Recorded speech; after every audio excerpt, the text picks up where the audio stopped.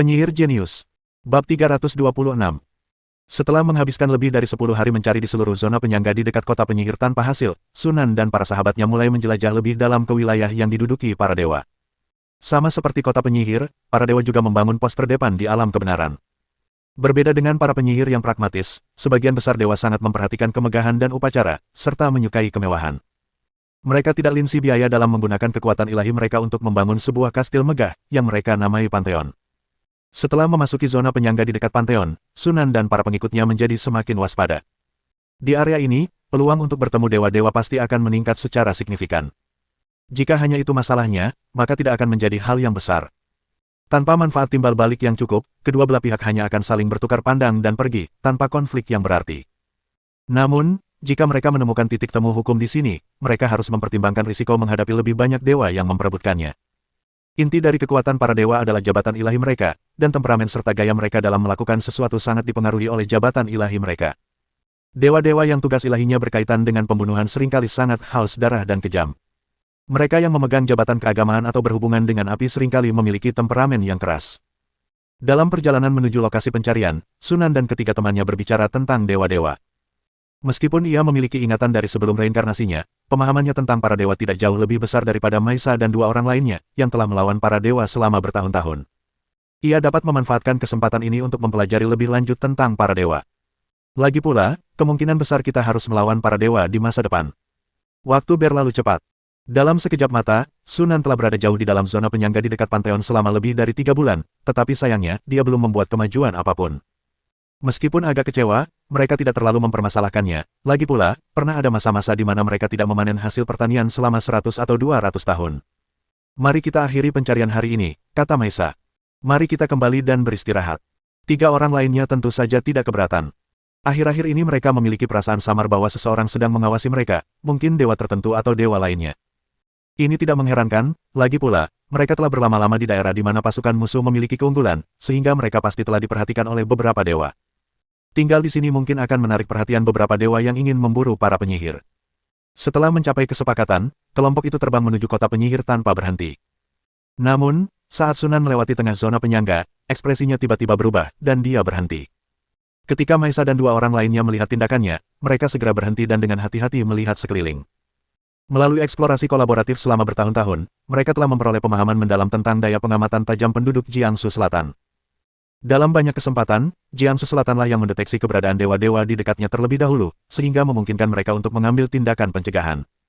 Apakah kau menemukan sesuatu? Tanya Maisa dengan suara rendah. Ada fluktuasi hukum yang sangat kuat sekitar 40 atau 50 km ke arah barat laut, mata Sunan sedikit berbinar. Kemungkinan besar itu adalah simpul hukum.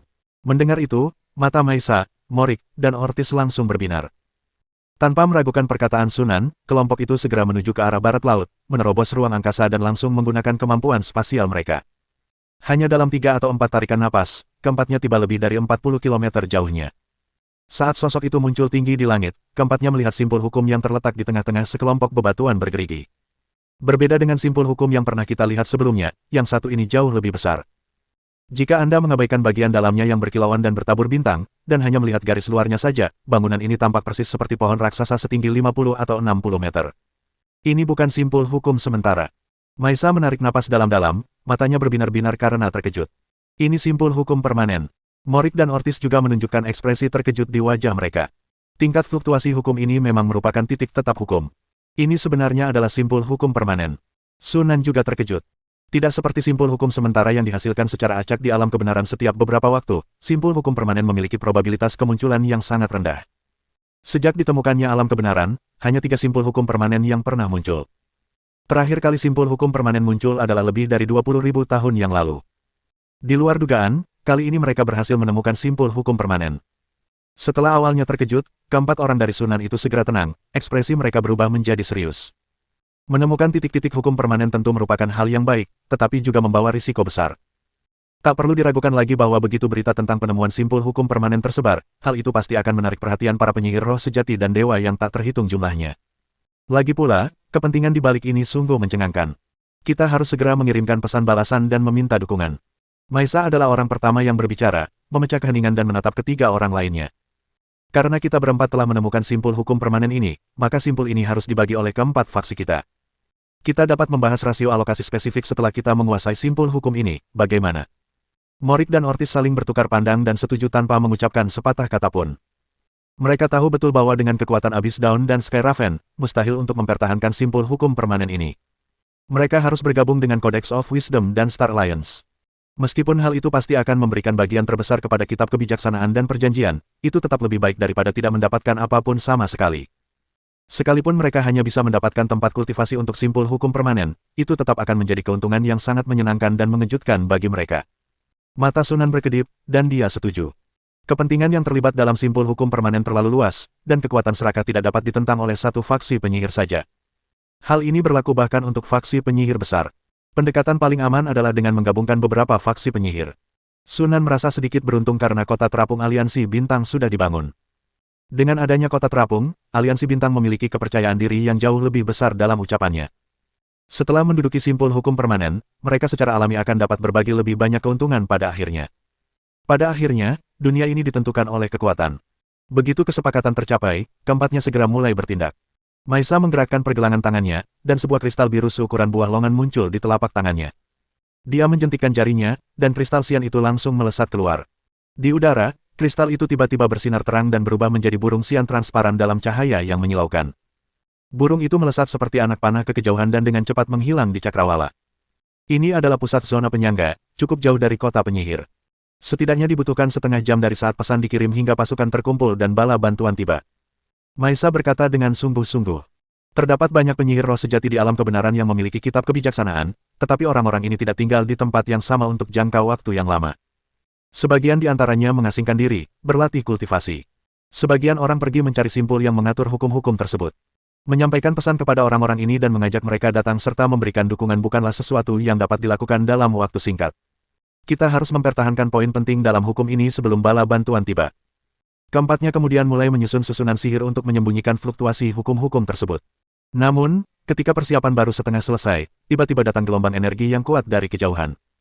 Saat mendongak, Sunan memperhatikan bahwa cakrawala di kejauhan telah diwarnai dengan warna merah menyala, dan warna itu dengan cepat menyebar ke arah mereka. Saat mereka mendekat, mereka menemukan bahwa sumber langit merah tua itu adalah makhluk dengan tubuh manusia dan kepala singa, tingginya lebih dari 10 meter, dengan perawakan yang kekar dan berotot serta definisi otot yang sempurna. Raja Firmane. Ekspresi Ortiz berubah. Ekspresi Morik juga berubah muram, apa yang dilakukan orang ini di sini? Raja Firmane adalah dewa perkasa yang sama yang sebelumnya melawan 3 penyihir tingkat 4 seorang diri dan bahkan berhasil membunuh salah satu dari mereka. Dewa ini juga dikenal sebagai Raja Binatang. Kekuasaan ilahinya adalah api dan binatang buas. Ini setara dengan penyihir roh sejati tingkat atas yang telah menguasai 2 hukum. Selain itu, mereka termasuk di antara para dewa yang sangat terampil dalam pertempuran. Oleh karena itu, meskipun dia hanya dewa tingkat menengah, kekuatan tempurnya sangat kuat. Bertemu dengan Raja Firmane saat ini jelas bukan perkembangan yang menyenangkan. Saya datang ke sini hanya iseng untuk melihat-lihat, tetapi saya tidak menyangka akan seberuntung ini menemukan pusat hukum permanen. Wajah Raja Firmane yang menyerupai singa, tertutup surai, memperlihatkan senyum yang sedikit ganas dan bersemangat. Tatapannya tertuju pada simpul hukum, matanya menunjukkan kebencian dan keserakahan yang tak tersian-sian. Lalu dia menatap Sunan dan kelompoknya, senyum haus darah teruk di wajahnya. Wajah-wajah asing, mereka tampak seperti beberapa orang yang tidak dikenal. Aku akan memberimu kesempatan. Pergilah sekarang, dan mungkin aku akan mengampuni nyawa kalian. Penyihir roh sejati, yang memegang posisi tinggi dan dihormati oleh orang lain, menjadi bukan siapa-siapa di mata Raja Firmane. Morik dan Ortiz agak kesal, tetapi tidak mengatakan apapun. Hal ini karena Raja Firmane benar-benar memiliki kekuatan seperti itu. Meskipun mereka memiliki 4 penyihir roh sejati di pihak mereka, termasuk 2 penyihir tingkat 5, Maisa dan Sunan, mereka tetap tidak bisa terlalu percaya diri dalam menghadapi dewa yang terkenal dan berpengalaman, Raja Firmane. Bahkan di antara makhluk tingkat 5, perbedaan di antara mereka terkadang bisa sangat signifikan. Sama seperti penyihir roh sejati tingkat manipulator, tingkat energi hukum penyihir roh sejati yang baru dipromosikan hanya sedikit di atas 100. Namun, seorang penyihir roh sejati tingkat senior dapat mencapai tingkat energi hukum hampir 1000. Selisih antara keduanya mendekati level aturan 900, yang jauh lebih besar daripada selisih antara level manipulasi dan level penguasaan. Raja Firmane, sebagai dewa kuno yang telah ada selama lebih dari 100.000 tahun, jauh lebih kuat daripada banyak penyihir tingkat 5. Setidaknya dibutuhkan seorang penyihir level 5 dengan tingkat energi hukum 200 atau 300 untuk memiliki peluang melawannya.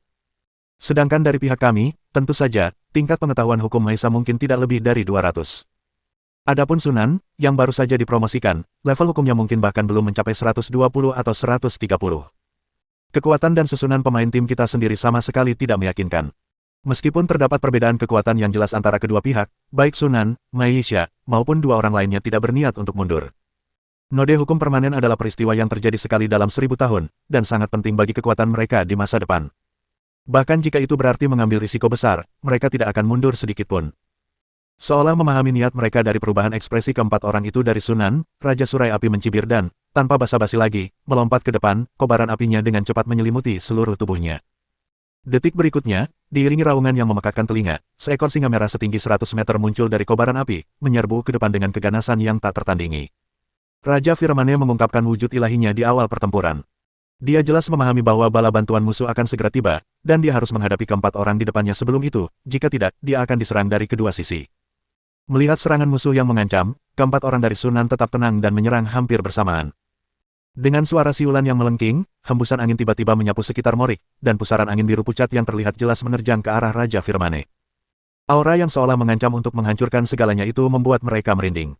Ortiz tak mau kalah, dan dengan lambaian tangannya yang santai, mantra disintegrasi besar diluncurkan ke arah Raja Firmane. Bukan berarti dia tidak ingin menggunakan kekuatan hukum. Namun, hukum yang dia gunakan sama dengan hukum Raja Api, hukum api, tetapi kendalinya atas hukum-hukum ini jauh lebih rendah daripada kendali Raja Api. Dengan aturan yang sama, orang dengan tingkat energi yang lebih rendah secara alami akan dibatasi oleh orang dengan tingkat energi yang lebih tinggi. Kekuatan hukum yang dilepaskan tidak hanya akan gagal melukai lawan, tetapi juga dapat dimanipulasi dan digunakan oleh lawan untuk memperkuat kekuasaan mereka. Dengan pemikiran ini, Ortiz meninggalkan penggunaan hukum dan malah menggunakan mantra untuk melawan musuhnya. Namun, sihir hanya menimbulkan ancaman terbatas bagi para dewa, yang berarti mereka pada dasarnya kehilangan seorang petarung. Sementara itu, serangan Maisa menyusul tak lama kemudian. Tanpa ia melakukan gerakan apapun, tanah tiba-tiba retak dan bergemuruh, dan pecahan-pecahan batu yang tak terhitung jumlahnya hancur berkeping-keping, dengan cepat berkumpul membentuk raksasa batu setinggi 3 atau 400 meter, yang melangkah berat menuju Raja Firmane. Memberikan kehidupan pada materi anorganik. Sunan merenung. Apakah ini penerapan hukum kehidupan? Ledakan. Raja Firmane diliputi kobaran api yang dahsyat, menghalangi angin puting beliung dan sinar pemecah. Kemudian dia berbalik dan menabrak raksasa batu itu, mencabik-cabiknya dengan cakar dan giginya seperti binatang buas. Setelah serangan yang ganas, dia dengan cepat mencabik-cabik raksasa batu itu menjadi berkeping-keping. Namun sedetik kemudian, bebatuan yang hancur itu menyatu kembali dengan suara mendesing, mengembalikan bentuk raksasa batu tersebut.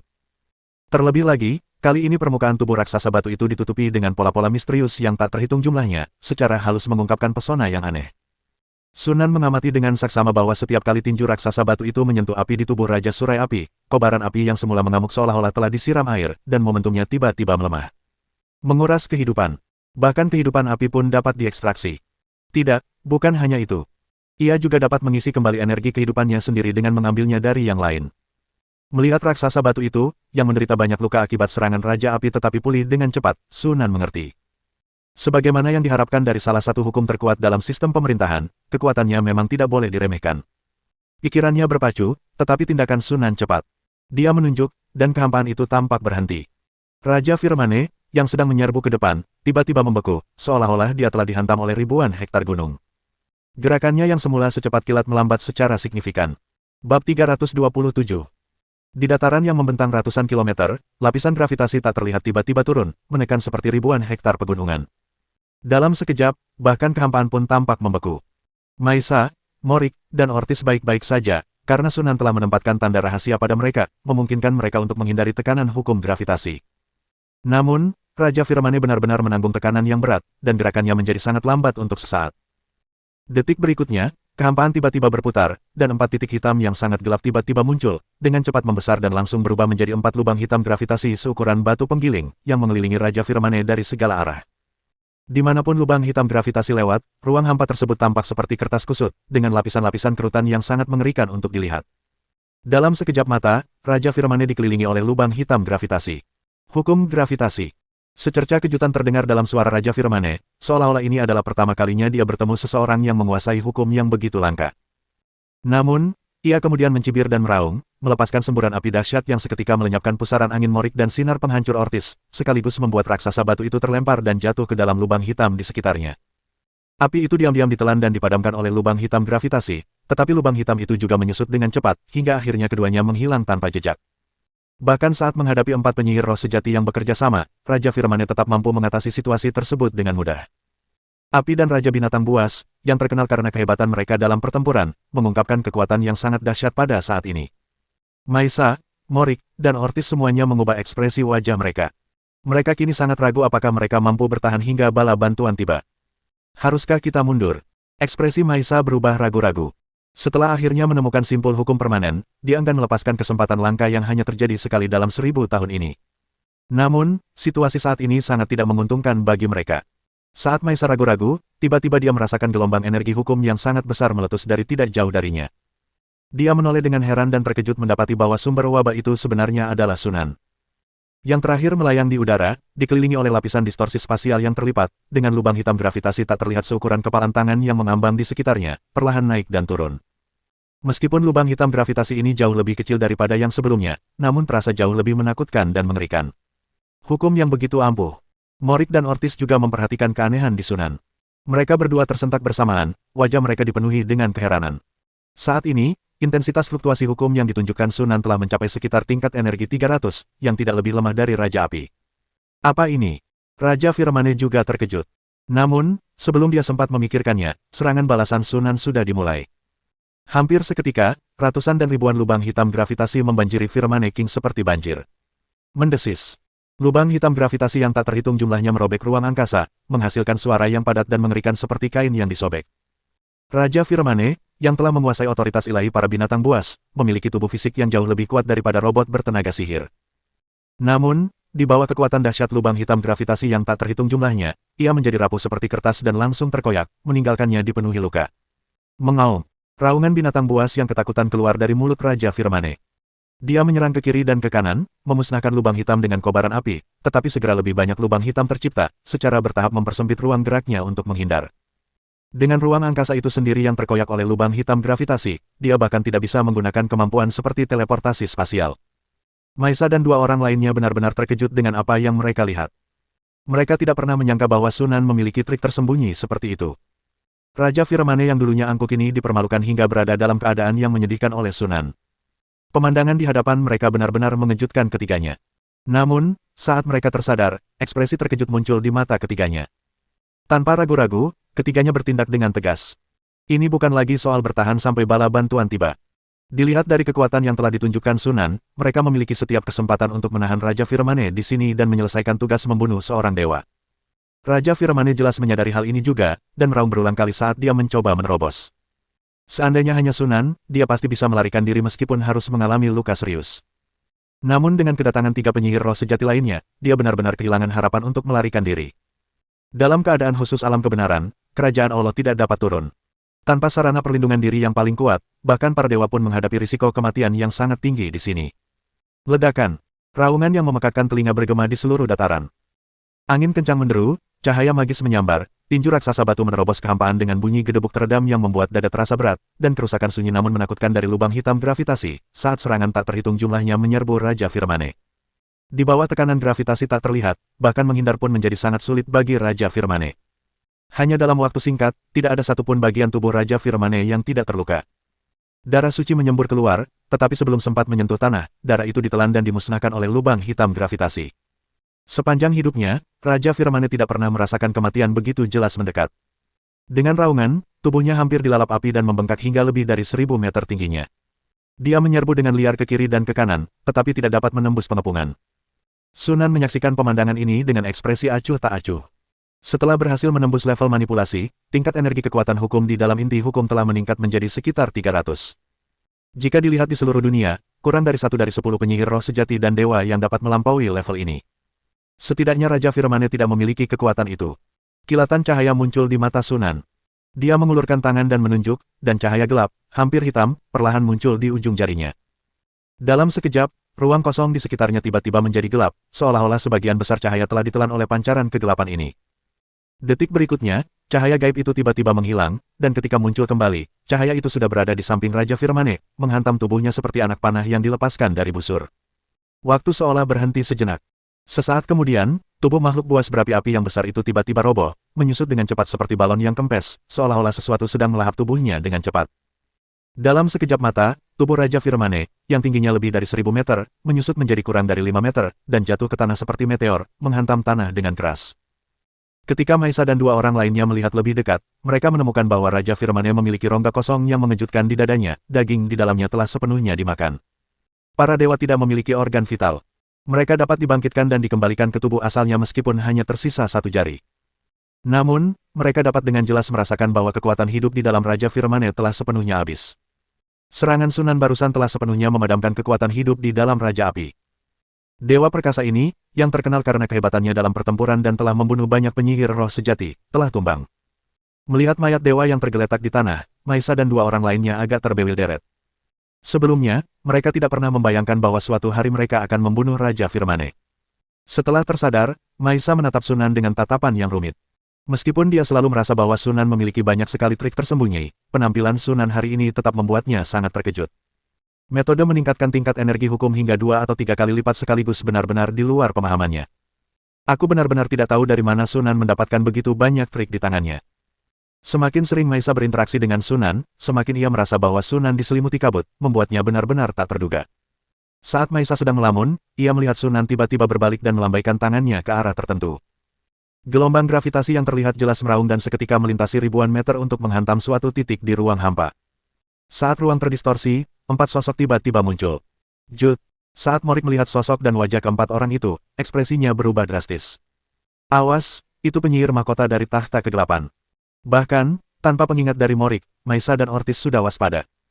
Para penyihir mahkota tahta kegelapan semuanya adalah tokoh-tokoh terkenal di dunia sihir, jadi wajar jika kedua orang ini tidak asing dengan mereka. Sunan tidak mengenal keempat orang itu, tetapi begitu mendengar nama Jut, dia langsung mengenalinya. Dalang dibalik serangkaian tindakan Dark Throne terhadap Covenant adalah seorang penyihir mahkota bernama Jut. Melihat orang-orang dari tahta kegelapan mengintai di dekatnya, Sunan dan para pengikutnya segera menyadari bahwa orang-orang ini telah mengikuti mereka selama ini, mencari kesempatan untuk menyerang. Wajah Jut tampak muram, dan matanya berkedip ragu-ragu. Mereka berempat telah diam-diam mengikuti Sunan sejak lama. Mereka sangat gembira ketika melihat Sunan menemukan simpul hukum permanen, mengira ada keuntungan besar tambahan. Mereka hendak bergerak untuk merebutnya ketika Raja Api tiba-tiba muncul dan menginterupsi mereka. Jika hanya itu saja, itu bukanlah masalah besar. Mereka bisa saja menunggu sampai keempat orang dari selatan dan Raja Firmane sama-sama terluka parah, dan kemudian mereka bisa menuai keuntungannya. Siapa sangka Sunan tiba-tiba meledak dan membunuh Raja Firmane. Kekuatan luar biasa yang ia tunjukkan pada waktu itu bahkan diam-diam membuat Jut khawatir. Awalnya dia yakin bisa mengalahkan Sunan, tetapi sekarang dia agak ragu. Pada saat yang sama, keempat orang dari Jiangsu Selatan itu juga bertukar informasi secara rahasia. Mereka mencapai kesepakatan hampir tanpa ragu-ragu. Tahta kegelapan jelas berniat menyerang mereka, dan mereka bukanlah tipe orang yang akan menelan harga diri dan menderita dalam diam. Tentu saja, mereka akan membalas. Yang lebih penting lagi, tempat ini diperkirakan akan menjadi tempat berkumpulnya banyak kekuatan. Sudah jelas bahwa kekuatan sihir gelap seperti tahta kegelapan pasti akan menjadi musuh mereka yang memperebutkan pusat hukum permanen. Memanfaatkan kesempatan untuk melemahkan kekuatan musuh ini jelas lebih bermanfaat daripada merugikan. Dalam sekejap, keempat orang dari Sunan saling bertukar pandang dan kemudian serentak melancarkan serangan mereka. Angin kencang dan kobaran api menyapu dalam sekejap, diikuti oleh raksasa batu yang menyerbu ke arah para penyihir mahkota dengan raungan yang menggelegar. Ekspresi Jut dan ketiga temannya berubah, dan mereka hendak menghindar ketika tiba-tiba mereka merasakan tubuh mereka tenggelam. Tekanan tak terlihat meremas dari segala arah, menyegel mereka di tempat. Dunia hukum gravitasi. Tanpa ragu-ragu, Sunan melepaskan jurus paling mematikannya. Saat menghadapi Raja Api dengan level yang sama, efek dari domain hukum belum terlihat jelas. Namun, ketika menghadapi penyihir roh sejati tingkat master, kekuatan domain hukum langsung terungkap. Selain Jut, yang juga seorang penyihir level 5, dan seorang penyihir roh sejati lainnya yang menggunakan domain hukum mereka untuk melawan balik di masa lalu, kedua penyihir lainnya mengerang bersamaan, wajah mereka menunjukkan rasa sakit. Salah satu dari mereka muncul dari tubuh mereka, memperlihatkan tulang-tulang putih bersih yang menyelimuti seluruh tubuh mereka membentuk perisai, tetapi di bawah tekanan gravitasi yang menghancurkan, retakan besar dengan cepat muncul di kulit mereka. Sejumlah besar energi gelap dan kental menyembur dari tubuh orang lain, menyelimuti seluruh keberadaannya, tetapi sia-sia. Di bawah gaya gravitasi yang menghancurkan, kegelapan ini hampir terkompresi hingga seukuran selembar kertas tipis. Hukum tulang dan hukum kegelapan. Mata Sunan sedikit berkedip. Kedua hukum ini sangat umum di dalam tahta kegelapan. Keduanya praktis merupakan ciri khas para penyihir roh tahta kegelapan. Sebagai contoh, Jut dan penyihir tingkat 5 lainnya sama-sama mempraktikkan hukum kegelapan. Melihat teman mereka terluka, Jut dan seorang penyihir tingkat 5 lainnya dengan tegas melangkah maju untuk menemui Sunan dan Maisa. 4 penyihir tingkat 5 saling bertarung berpasangan, menciptakan pertempuran kacau. Sebelum kedua penyihir mahkota, yang baru saja membebaskan diri dari alam hukum, sempat menarik napas, mereka disam Zhao Dao serangan dari Morik dan Ortiz. Mendesis. Suara-suara teredam dari ruang angkasa yang terkoyak terdengar satu demi satu. Begitu mereka berbenturan, Jude dikelilingi dan diliputi oleh serangkaian lubang hitam gravitasi yang padat, dan seketika mendapati dirinya dalam posisi yang tidak menguntungkan. Tingkat hukumnya mendekati 200, yang sedikit lebih kuat dari Maisa, tetapi jauh lebih lemah dari Raja Firmane. Bahkan Raja Api Unggun pun tak mampu menandingi Sunan, apalagi Jude. Mengingat tidak banyak kekuatan hukum yang tersisa di inti hukum tersebut, Sunan mengerahkan seluruh kekuatannya sejak awal, dan ribuan lubang hitam gravitasi terbentuk begitu saja, menyapu Jude. Dalam sekejap, ruang kosong dalam radius ribuan meter yang berpusat pada Jude hampir sepenuhnya gelap. Itu adalah kegelapan yang lebih dalam dan lebih gelap daripada bayangan, kegelapan yang seolah ingin melahap segalanya. Domain hukum gelap Jude hancur berkeping-keping hampir seketika. Dia merasa ngeri dan dengan panik mencoba melepaskan diri dari cengkeraman lubang hitam gravitasi dengan mengerahkan kekuatan hukum-hukum tersebut. Namun, setelah menyentuh beberapa lubang hitam gravitasi secara berurutan, sebagian besar kegelapan yang menyelimuti tubuhnya tertelan. Perbedaan lebih dari 100 tingkat energi hukum, hampir setara dengan kesenjangan kekuatan antara tingkat penguasaan dan tingkat manipulasi, ditunjukkan secara gamblang pada saat ini. Dengan raungan kebencian, sosok Jude dengan cepat ditelan oleh lubang hitam gravitasi. Setelah melihat kematian Jude, ekspresi ketiga penyihir mahkota lainnya berubah drastis, dan mereka berbalik untuk melarikan diri tanpa ragu-ragu. Morik dan Ortiz memiliki kekuatan yang seimbang dengan lawan mereka, dan karena tidak mampu menahan lawan mereka yang bertekad untuk melarikan diri, mereka membiarkan lawan mereka lolos dari pertempuran karena kelengahan sesaat. Namun sedetik kemudian, domain hukum gravitasi Sunan menyelimuti mereka, seketika menekan keduanya kembali ke posisi semula. Kekuatan hukum yang ada di inti hukum telah sepenuhnya habis, tetapi Sunan, sebagai penyihir tingkat 5, masih merasa mudah untuk menghadapi dua penyihir tingkat 4. Dengan bantuan Morik dan Ortiz, Sunan dengan cepat mengatasi kedua penyihir mahkota tersebut. Di sisi lain, meskipun Maisa tidak mampu mengalahkan lawannya dengan cepat, ia dengan mudah unggul berkat efek kuat dari domain kehidupannya dalam menyerap kekuatan hidup dari musuh dan mengisi kembali dirinya sendiri. Ketika Sunan Teng bergabung dalam serangan, penyihir mahkota terakhir dengan cepat dikalahkan. Tepat setelah pertempuran berakhir, beberapa fluktuasi hukum yang kuat tiba-tiba datang dari kejauhan. Ekspresi Maisa menjadi rileks, dan dia tampak gembira. Pasukan bala bantuan telah tiba. Bab 328. Kota Terapung Cahaya Bintang, Menara Kristal Pusat. Aroma samar memenuhi ruang belajar yang luas dan terang itu. Sunan duduk di belakang mejanya, membolak-balik dokumen di tangannya. Setelah beberapa saat, dia meletakkannya dan tersenyum pada Lise. Sepertinya ekspansi ke pesawat baru berjalan dengan sangat lancar. Liz tertawa dan berkata, lagi pula, kita punya kota terapung. Setelah kota terapung Cahaya Bintang dibangun, upaya ekspansi dimensi aliansi bintang berjalan semakin lancar. Sunan memberikan Lise beberapa wewenang atas kota terapung Cahaya Bintang. Ketika dia tidak berada di benua Cahaya Bintang, Lise dapat sementara mengendalikan kota terapung Cahaya Bintang untuk pergi ke alam lain guna berperang. Kota-kota terapung peradaban sihir terkenal di seluruh multiverse. Seringkali, setelah melihat kota terapung, peradaban asli dari alam tersebut akan menyerah dalam keputusasaan. Adapun peradaban asli yang bahkan belum pernah mendengar tentang kota terapung, mereka tidak terlalu kuat, dan dapat dengan mudah dikalahkan tanpa menggunakan kota terapung. Selain itu, ketika berhadapan dengan kekuatan lain yang memperebutkan pesawat yang sama, pihak lawan seringkali mundur setelah mengetahui bahwa lawan tersebut adalah aliansi bintang. Dapat dikatakan bahwa di multiverse saat ini, selain beberapa kekuatan sihir besar dan beberapa peradaban ilahi dengan kekuatan ilahi yang tinggi dan hebat, aliansi bintang tidak perlu lagi takut pada kekuatan apapun dan memiliki kekuatan serta pengaruh yang melampaui sebagian besar kekuatan lainnya. Dan tren ini menunjukkan tanda-tanda akan terus berkembang, menyusul tersebarnya berita yang mengejutkan baru-baru ini. Bagaimana keadaan di alam kebenaran? Tanya Liz dengan penasaran. Situasinya sudah stabil untuk sementara waktu, kata Sunan sambil tersenyum. Kita telah unggul di simpul hukum permanen yang baru muncul, jadi para dewa tidak lagi memiliki kesempatan untuk campur tangan, dan para penyihir pun tidak akan memberi mereka kesempatan itu. Adapun komunitas penyihir, kitab kebijaksanaan berada di pihak yang benar dan telah memegang kendali kuat atas simpul hukum permanen, sehingga secara alami tidak akan membiarkan kekuatan penyihir lain terlalu banyak ikut campur. Setelah berurusan dengan Jude dan yang lainnya, bala bantuan dari kode kebijaksanaan tiba di simpul hukum permanen.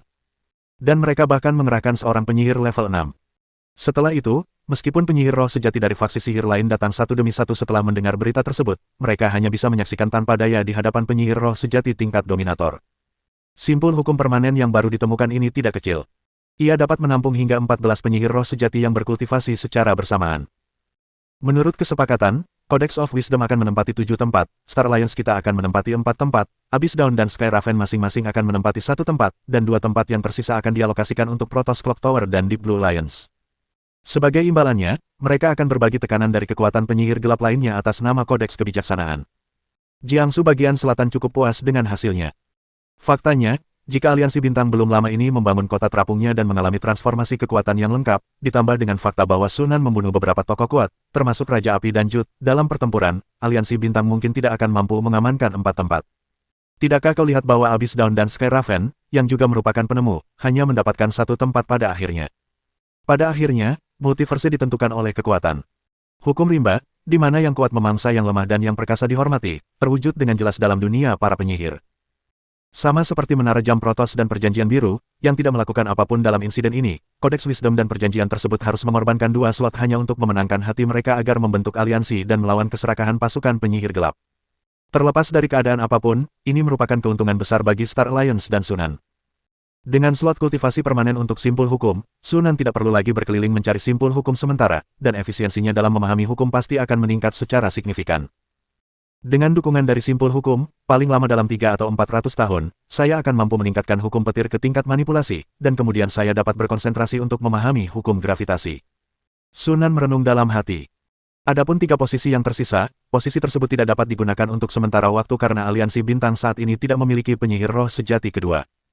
Namun, hanya karena perjanjian itu tidak dapat digunakan bukan berarti itu sia-sia. Dia bisa dengan mudah menyewakan tempat itu kepada penyihir roh sejati dari faksi sihir lain. Banyak yang pasti bersedia membayar harga tinggi untuk menyewa tempat kultivasi simpul hukum permanen. Setelah tersadar, Sunan bertanya lagi, apakah ada pergerakan dari pihak tahta kegelapan? Hilangnya 4 penyihir mahkota di alam kebenaran merupakan pukulan telak, bahkan bagi kerajaan yang kuat dan kaya seperti tahta kegelapan.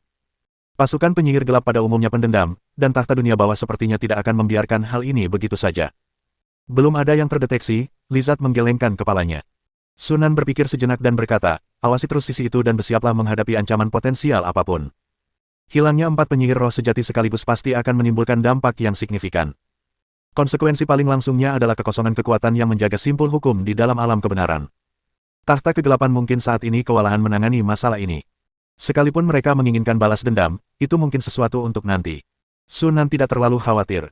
Meskipun Jut dan kelompoknya kemungkinan besar mengincar Covenant, Covenant bukanlah satu-satunya yang membunuh penyihir mahkota. Kodeks Wisdom dan 2 faksi penyihir lainnya juga terlibat. Dengan Wisdom Codex, sebuah entitas yang sangat kuat, yang memimpin serangan, tekanan pada Star Alliance pasti akan jauh berkurang. Kemunculan simpul hukum permanen yang baru telah menimbulkan kehebohan di dunia sihir. Sebagai penerima manfaat terbesar kedua setelah Codex of Wisdom dalam pergolakan ini, Star Alliance sekali lagi menjadi perhatian kekuatan sihir utama, dan reputasinya semakin menguat. Dalam beberapa hal, perjanjian lebih bermanfaat daripada kitab kebijaksanaan. Lagi pula, kitab kebijaksanaan sudah memiliki beberapa slot kultivasi untuk simpul hukum permanen, jadi menambahkan 7 slot lagi tidak akan memberikan dampak positif yang signifikan. Namun, Star Alliance berbeda. Sebagai kekuatan yang baru muncul, fondasinya pada akhirnya tidak kokoh. Manfaat memiliki 4 simpul hukum permanen tambahan untuk kultivasi saat ini sudah jelas. Baik digunakan untuk kepentingan mereka sendiri maupun untuk perdagangan sumber daya, Star Alliance dapat menuai keuntungan yang sangat besar. Hal ini juga akan menjadi pendorong utama bagi perkembangan Star Alliance di masa depan. Berkat hal ini, potensi Star Alliance di mata banyak orang telah mencapai level baru. Saat dunia luar gempar dengan insiden simpul hukum permanen, Sunan, salah satu pihak yang terlibat, sama sekali tidak menyadari apa yang terjadi di sekitarnya dan sepenuhnya membenamkan dirinya dalam kultivasinya. Berkat dorongan dari simpul hukum permanen, pemahaman Sunan tentang hukum-hukum tersebut telah berkembang pesat. Kalender cahaya bintang 4858. Mengikuti hukum gravitasi, hukum petir milik Sunan akhirnya mencapai level 100, naik ke level manipulasi. Di dalam menara batu setinggi lebih dari 10 meter di lapangan tempat simpul hukum permanen berada. Sunan duduk bersila, berkonsentrasi untuk merasakan kekuatan aktif hukum petir di kehampaan.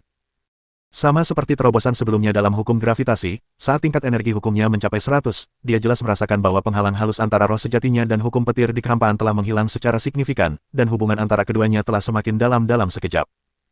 Tiba-tiba, Sunan mendapat sebuah ide, dan dalam sekejap, ruang hampa dalam radius 1000 meter di sekitarnya berderak dan meletus, dan sejumlah besar kilat menyilaukan muncul begitu saja, seperti naga panjang yang memperlihatkan taring dan cakarnya, memenuhi setiap inci area sekitarnya. Dalam persepsi Sunan, pada saat itu, sebagian besar hukum dalam radius 1000 meter telah lenyap, hanya menyisakan hukum petir. Domain hukum petir. Ini adalah ranah hukum kedua yang telah dikuasai Sunan, setelah ranah gravitasi. Segera setelah itu, kilatan cahaya lain muncul di mata Sunan. Dalam sekejap, kilat yang mengamuk di sekitar mereka tiba-tiba berhenti, seolah-olah tekanan tak terlihat telah ditambahkan ke kehampaan, perlahan menyatu dengan kilat dan mewarnai kilat yang menyilaukan itu dengan rona biru kehitaman yang menekan. Alam hukum ganda. Domain hukum baru yang terbentuk dari penggabungan domain hukum gravitasi dan domain hukum petir. Dalam wilayah ini, semua hukum kecuali hukum gravitasi dan petir akan ditolak. Selain itu, musuh-musuh Sunan juga akan terkena dampak ganda berupa penindasan dan kerusakan dari hukum gravitasi dan petir. Kekuatannya jauh lebih besar daripada kekuatan domain hukum tunggal. Inilah juga alasan utama mengapa kekuatan tempur penyihir roh sejati dengan dua hukum jauh lebih unggul daripada penyihir roh sejati biasa. Sunan tersenyum puas. Dia kini yakin bahwa jika dia bertemu lagi dengan Raja Firmane, dia bisa melawannya bahkan tanpa menggunakan inti hukumnya, dengan mengandalkan domain hukum ganda yang dimilikinya. Ini bahkan dengan hukum petirnya di level 100 dan hukum gravitasinya di level 106.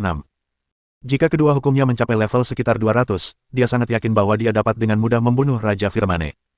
Semakin jauh kemajuanmu, semakin besar keuntungan yang dimiliki penyihir roh sejati dengan dua hukum dibandingkan penyihir roh sejati biasa. Meskipun terobosan dan promosi awal itu sulit, imbalan setelahnya juga sangat besar. Langkah selanjutnya adalah terus menyempurnakan hukum gravitasi. Meskipun dimungkinkan untuk meningkatkan dua hukum secara bersamaan, laju peningkatan kekuatannya akan terlalu lambat. Rencana Sunan tetap sama, pertama-tama fokus pada peningkatan hukum gravitasi, menembus level dominasi, dan kemudian beralih ke peningkatan hukum petir, untuk memaksimalkan efisiensi. Sambil memikirkan hal itu, Sunan menggerakkan pergelangan tangannya, dan sebuah kristal berkilauan langsung muncul di telapak tangannya. Ini adalah esensi ilahi yang berasal dari Raja Firmane. Sebagai orang yang paling banyak berkontribusi dalam pertempuran untuk membunuh Raja Surai Api, Sunan berhak menerima esensi ilahi dan tubuh ilahi Raja Surai Api, sementara energi ilahi yang tersisa dibagi antara Maisa dan dua orang lainnya. Dia memurnikan tubuh ilahi menjadi patung iblis tubuh ilahi ketiga. Adapun esensi ilahi, Sunan sengaja melestarikannya, dengan maksud untuk menggunakannya guna memahami hukum gravitasi. Raja Firmane jauh lebih kuat daripada Ratu Laba-Laba dan Dewi Bulan Sabit, dan kekuatan hukum yang terkandung dalam status ilahinya tentu saja jauh lebih besar. Sunan memperkirakan bahwa percikan ilahi ini dapat digunakan setidaknya selama 7 atau 800 tahun, dan dengan peningkatan simpul hukum permanen, itu akan cukup untuk memungkinkan tingkat energi hukum gravitasinya menembus hingga lebih dari 300. Namun, bahkan dengan bantuan simpul hukum permanen, akan sangat sulit untuk meningkatkan hukum gravitasi ke tingkat dominasi dalam waktu kurang dari 6 atau 7 ribu tahun. Hal ini bahkan terjadi dengan bantuan dua cara utama, ramuan buangki dan kekuatan hukum sintetis. Bagi penyihir roh sejati lainnya, mungkin dibutuhkan puluhan ribu tahun untuk mengangkat hukum sistem aturan dari tingkat manipulasi ke tingkat dominasi. Sambil menggelengkan kepala, Sunan menjernihkan pikirannya dari gangguan dan terus fokus untuk memahami hukum-hukum tersebut. Pertanian tidak mengenal hari atau bulan, dan lebih dari 300 tahun berlalu dalam kesunyian ini. Selain sesekali meninggalkan alam kebenaran untuk beristirahat dan meningkatkan serta memperkuat kota terapung, Sunan pada dasarnya mencurahkan seluruh energinya untuk memahami hukum-hukum tersebut. Pengasingannya terganggu oleh sebuah kejadian tak terduga. Invasi serangga purba. Di ruang belajar, setelah mendengarkan cerita Liz, ekspresi Sunan langsung berubah serius. Itu benar. Ekspresi Liz tampak muram. Baru-baru ini, jejak serangga purba ditemukan di dataran Baikal dan Barton. Serangga-serangga ini membuat sarang di kedua dataran tersebut dan menetaskan larva. Untungnya, kami telah memasang jaringan pemantauan starai di semua dataran, yang memungkinkan kami untuk menemukan dan menghancurkan sarang serangga tersebut lebih awal, sehingga mencegah serangga purba tersebut berkembang biak. Lagi pula, bukan hanya kita. Jejak serangga purba juga telah ditemukan di wilayah faksi penyihir lainnya. Serangga purba ini tampaknya sedang bersiap untuk menyerang berbagai alam secara bersamaan. Lais merasa agak sulit untuk memahaminya. Secara umum, jika suatu peradaban ingin menyerang dan memperluas wilayahnya, mereka hanya akan memilih untuk menyerang planet tertentu atau faksi tertentu. Perilaku serangga purba yang menyerang ratusan alam semesta secara bersamaan dan melibatkan wilayah berbagai faksi sungguh gila. Sunan tidak terlalu terkejut. Faktanya, serangga purba adalah spesies yang pikirannya hanya dipenuhi dengan agresi dan pembunuhan. Mereka tidak menggunakan strategi apapun. Mereka hanya mengikuti naluri mereka untuk menyerang alam lain dan melahap makhluk hidup apapun yang mereka temui. Kuncinya adalah serangga purba tersebut berukuran sangat besar, sepenuhnya mampu mendukung peperangan multifront semacam itu. Faktanya, Sunan sangat curiga bahwa serangga purba itu sebenarnya bukanlah ras asli alam semesta ini, melainkan berasal dari multiverse lain. Jika tidak, akan sulit untuk menjelaskan mengapa, mengingat ukuran spesies serangga purba tersebut, tidak ada yang pernah memperhatikannya sebelumnya. Bagaimana situasinya sekarang? Tanya Sunan.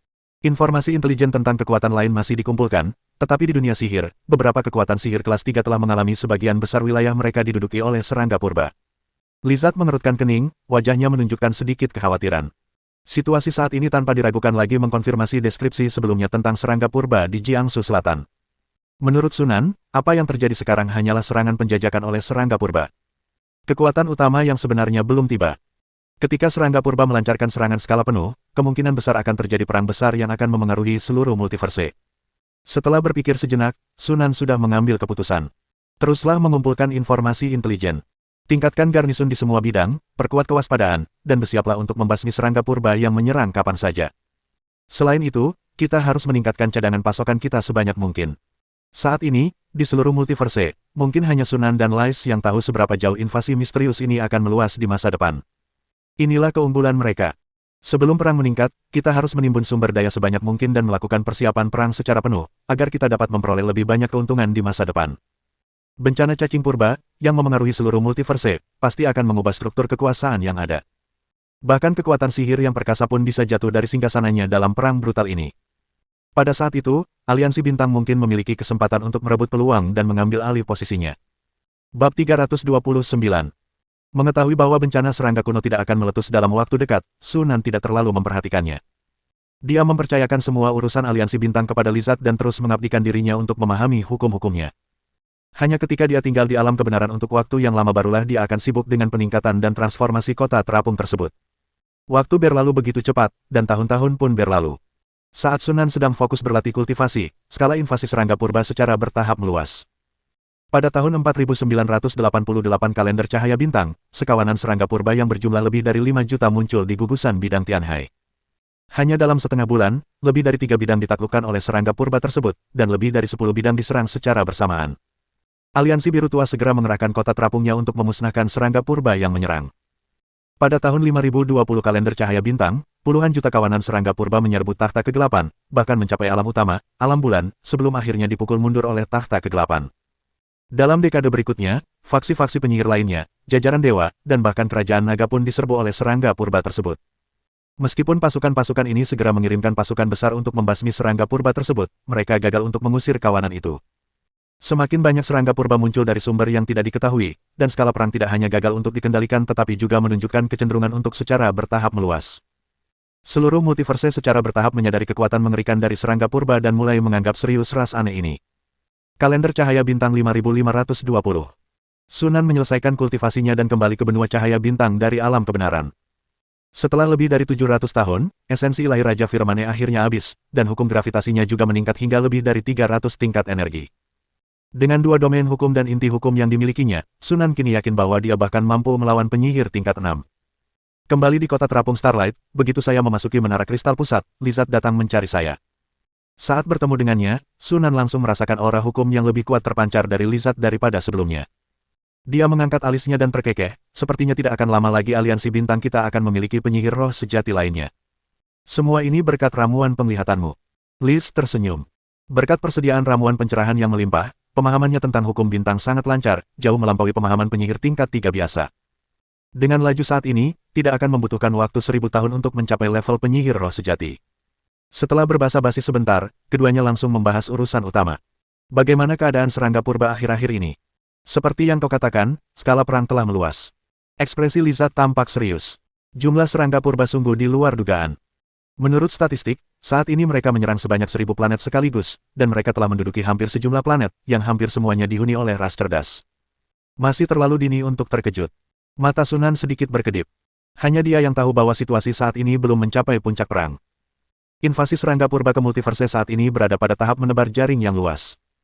Baru pada tahap akhir perang mereka akan secara bertahap mengalihkan target utama mereka ke alam semesta di mana invasi menghadapi perlawanan terbesar. Artinya, kekuatan-kekuatan yang telah diberi nama dan diakui di dalam multiverse. Hanya dengan cara itulah perang akan mencapai puncaknya. Ini laporan pertempuran terbaru. Liz menyerahkan sebuah dokumen. Sunan mengambilnya dan membacanya dengan saksama. Laporan pertempuran tersebut menyusun statistik tentang kerugian yang diderita oleh berbagai faksi sejak munculnya serangga purba. Berdasarkan data tersebut, dewa dan penyihir tidak diragukan lagi adalah dua kelompok yang mengalami kerugian terbesar. Hal itu masuk akal, mengingat bahwa alam para dewa dan penyihir adalah yang terbesar di multiverse. Bahkan naga pun tak bisa dibandingkan dengan ini. Karena para dewa berada di pihak yang berlawanan, pengumpulan informasi agak sulit, jadi kita tidak akan membahas detailnya untuk saat ini. Sunan fokus pada peninjauan situasi di dunia sihir. Secara umum, hampir tidak ada faksi penyihir yang mampu tetap tidak terluka dalam perang ini. Semuanya kurang lebih diserbu oleh serangga purba. Sampai saat ini, 7 faksi penyihir kelas 3 dan 1 faksi penyihir kelas 2 telah dimusnahkan oleh invasi cacing purba. Situasi sebagian besar faksi penyihir tidaklah baik. Bahkan faksi penyihir yang kuat pun kewalahan menghadapi serangga purba tersebut. Tahta kegelapan adalah yang paling malang dari semuanya. Dari semua invasi di seluruh multiverse, invasi inilah yang paling hebat dampaknya. Hanya dalam 500 tahun, hampir seperlima wilayah tahta kegelapan telah ditaklukkan oleh serangga purba. Meskipun ketiga penyihir tahta agung, yang telah mengasingkan diri selama bertahun-tahun dan sudah lama tidak muncul, telah mengambil tindakan, mereka hanya berhasil sedikit mengurangi kerugian dan belum mampu membalikkan situasi secara mendasar. Dapat diprediksi bahwa begitu ras serangga kuno secara bertahap mengalihkan fokusnya dan memindahkan kekuatan utamanya ke sini, situasi di tahta kegelapan akan menjadi semakin buruk. Sunan menyatakan kegembiraannya atas hasil tersebut. Tidak heran jika tahta kegelapan belum mengambil tindakan apapun terkait kematian Jud dan yang lainnya selama bertahun-tahun ini. Sepertinya mereka terlalu sibuk mengurus diri sendiri untuk membalas dendam. Sebagian orang di Jiangsu Selatan merasa senang. Jika dibandingkan, Covenant berada dalam posisi terbaik. Berkat peringatan dini dari Sunan, Aliansi Bintang telah siap dan mengambil tindakan pencegahan, sehingga kerugian yang diderita dalam perang ini tidak signifikan. Situasi saat ini terkendali. Setelah Sunan selesai membaca laporan pertempuran, Li Ze berkata, orang-orang di bawah menangkap beberapa serangga kuno yang aneh. Kurasa kau mungkin mengenali mereka. Serangga purba yang aneh. Sunan tertarik dan pergi ke penjara anti-sihir bersama Liz. Di dalam sel penjara, yang dihiasi ukiran rune yang rumit, lebih dari selusin makhluk serangga ganas dipenjarakan. Makhluk-makhluk serangga ini tidak besar, hanya setinggi 3 atau 4 meter, yang hanya dianggap berukuran sedang di antara ras serangga purba. Penampilan mereka tidak terlalu istimewa, kecuali gugusan kristal runcing di kepala mereka yang agak menarik perhatian. Serangga purba ini tampaknya berperan sebagai komandan dalam kawanan. Dalam setiap kawanan yang terdiri lebih dari 1000 serangga, setidaknya ada satu serangga purba ini. Saya membedah beberapa spesimen di laboratorium, dan tanpa terkecuali, saya menemukan ini. Lizard mengulurkan tangannya, dan di telapak tangannya terdapat sebuah batu seukuran telur. Batu itu tampak biasa saja, tetapi setelah diperiksa lebih dekat, orang dapat menemukan bahwa batu itu sebenarnya dapat memanfaatkan kekuatan hukum di ruang hampa sekitarnya. Mata Sunan berbinar penuh minat. Dia mengambil batu itu dan dengan hati-hati merasakannya, menemukan bahwa aktivitas beberapa hukum kekuatan dalam radius 100 meter dari batu itu telah meningkat secara signifikan. Namun, atribut dari bagian kekuasaan hukum ini agak ekstrim. Pembantaian, penghancuran, dan pemangsaan hampir semuanya merupakan hukum negatif. Serangga purba ini disebut serangga panglima perang. Statusnya dalam klan serangga purba setara dengan panglima perang. Selama masa perang, ia bertanggung jawab memimpin serangga purba biasa dalam pertempuran. Ia memiliki kecerdasan tinggi dan hanya mematuhi perintah serangga induk sarang. Serangga induk sarang. Li Ze mengerutkan kening karena bingung. Induk serangga. Sunan mengangguk, kurang lebih begitu. Serangga induk sarang sendiri tidak memiliki banyak kekuatan tempur, tetapi ia dapat memerintahkan puluhan juta kawanan serangga untuk bertarung secara bersamaan. Ia adalah keluarga kerajaan dari serangga purba. Mungkin tidak banyak serangga induk sarang di seluruh ras serangga purba. Jika Ratu Kumbang adalah komandan kawanan, maka Panglima Perang Kumbang adalah jenderal kawanan tersebut. Yang pertama bertanggung jawab untuk memimpin perang berskala besar, sedangkan yang kedua bertanggung jawab untuk memimpin perang regional berskala kecil. Setelah mendengar penjelasan Sunan, Li Ze tiba-tiba mengerti. Dia melirik batu di tangan Sunan dan bertanya, lalu, apa ini? Aku juga tidak begitu yakin, seharusnya itu semacam inti kristal. Sunan menggelengkan kepalanya. Pengetahuannya tentang ras serangga kuno sangat terbatas, ia hanya tahu bahwa serangga panglima perang dan serangga induk sarang itu ada, tetapi ia tidak mungkin mengetahui informasi yang lebih detail. Ini juga pertama kalinya dia mengetahui bahwa cacing pengawas mengandung inti kristal yang mampu membangkitkan kekuatan hukum. Bagaimanapun, tidak ada hal yang berkaitan dengan kekuatan hukum yang bersifat biasa. Inti kristal ini layak dipelajari. Mungkin kita bisa membuat beberapa penemuan menarik. Kirim cacing-cacing panglima perang ini ke laboratoriumku. Menindaklanjuti perintah dari Sunan, lebih dari selusin serangga panglima perang dengan cepat dikirim ke laboratoriumnya. Tanpa menunda, Sunan mulai melakukan pembedahan dan penelitian pada hari itu juga. Yang membuat ras serangga purba ini begitu menakutkan adalah taktik bergerombol mereka dan gaya bertarung mereka yang tanpa rasa takut. Kekuatan individu sebenarnya tidak begitu kuat. Bahkan Panglima Perang Wom yang berpangkat tinggi pun hanya memiliki kekuatan tempur setara dengan penyihir tingkat pertama. Setelah membedah serangga itu, Sunan tidak terkejut dengan struktur tubuhnya, dan akhirnya ia memfokuskan penelitiannya pada inti kristal. Namun, hasilnya merupakan kejutan yang menyenangkan baginya. Inti kristal di dalam struktur pengawas berfungsi untuk mengirim dan menerima gelombang informasi dalam jarak yang sangat jauh, sehingga dapat mengendalikan kawanan dalam pertempuran. Jika saya harus mencari analogi, itu akan agak mirip dengan ketuhanan.